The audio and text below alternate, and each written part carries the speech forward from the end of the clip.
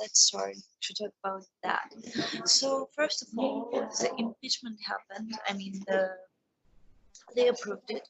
So now it's up to Senate to decide. But as I understand it, so the majority is Republicans. So what are the chances that impeachment actually going to be approved, or like it will happen? Well, I think the entire impeachment action is really ironically aimed against Russia. This is a very secret, sort of conniving, indirect way for the Democrats to try and continue to drive an aggression against Russia by the Trump people. Adam Schiff said it himself when he was on the platform. He said, Russia meddling in the election. Donald Trump cheated in the election because of interference.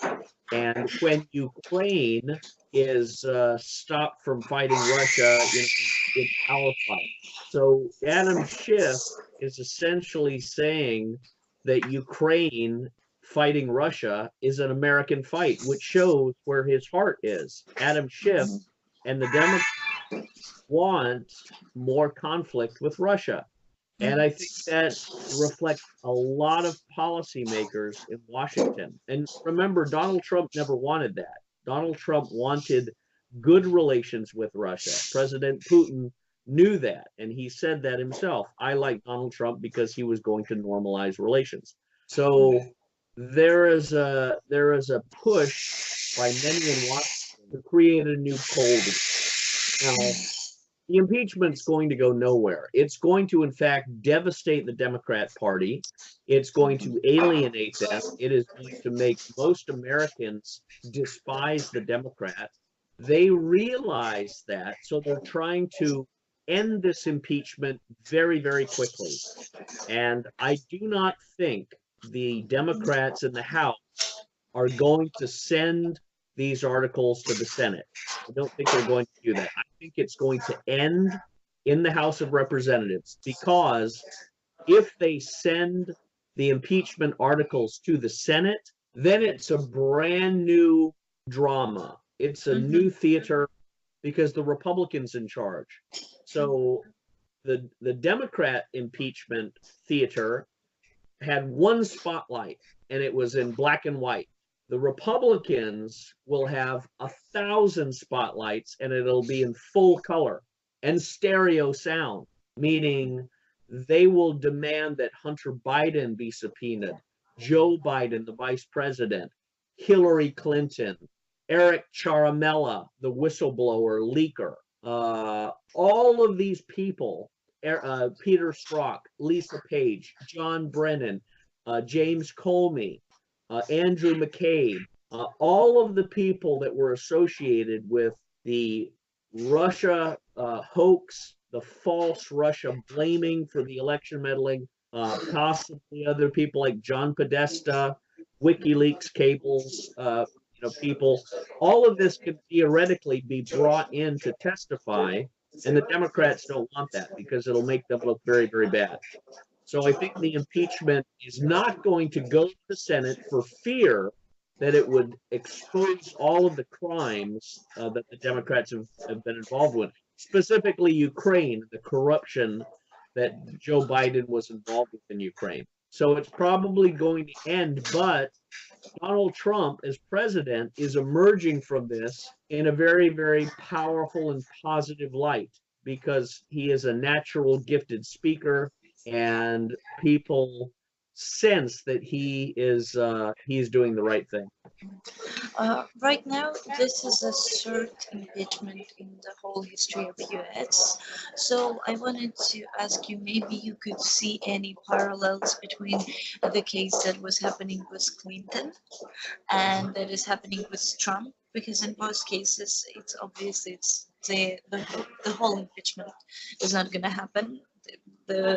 So yeah, do you see anything similar in those cases Well, in the they way they they handle?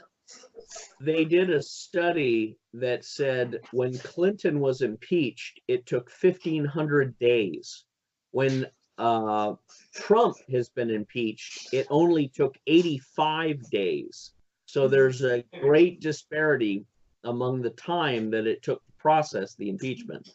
Bill Clinton was impeached for lying under oath about a sexual affair that he had with a intern. And of course, this matches his character because he's a renowned rapist and abuser of women and has flown on the Jeffrey Epstein sexual pedophile airplane that Jeffrey Epstein, the Jewish financier Mossad operative who allegedly killed himself. I don't believe. I think he was shuttled to Israel. Bill Clinton was part of all of that, and of course, Bill Clinton is known for his corruptions with China. But Bill Clinton was defended by the Democrats, and the Democrats said in defense of Bill Clinton the very things that the Republicans are saying now in defense of Trump.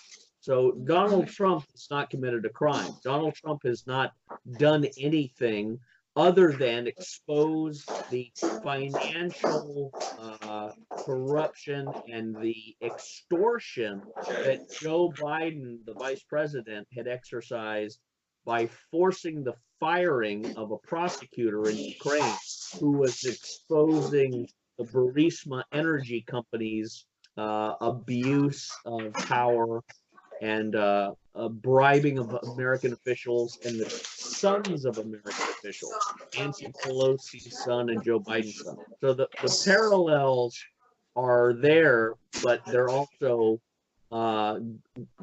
greatly exaggerated in regards to Trump because he's never engaged in activity, and he's not engaged in any corruption. So basically, am I right to say that we weren't going to see it during both Trump?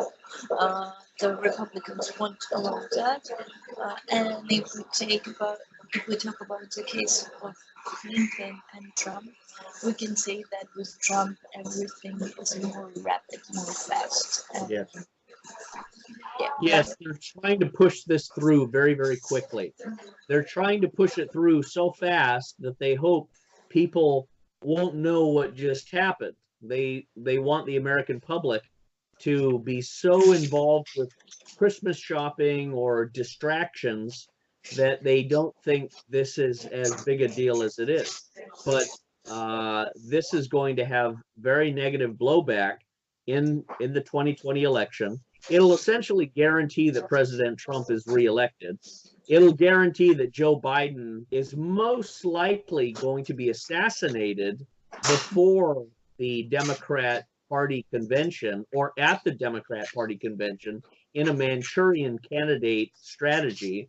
They most likely will assassinate him to put someone else up on the platform. That may sound bad, but it is the only way the Democrats can generate sympathy and become elected because they can't beat President Trump any other way. They have to cause a major trauma and shock to the American public. And the way they do that is, if you've seen the film Manchurian Candidate, they assassinate a presidential candidate to bring someone else in new to try and generate a shock and move the American public to not vote for Trump and vote for this person. They may assassinate someone and blame it on a Trump official, but I think that's their long-term game plan. But the impeachment is most likely not going to go any further than the House. And they will make up an excuse and say the Democrats have arrived at the conclusion that it's in the best interest of the country to not go forward. So they'll pontificate and virtue project as if they're doing it for the good of the country. They're not. They're doing it because they know they will lose even more if they take it to the Senate. Got it. That were all my questions. Thank you very much for your commentary.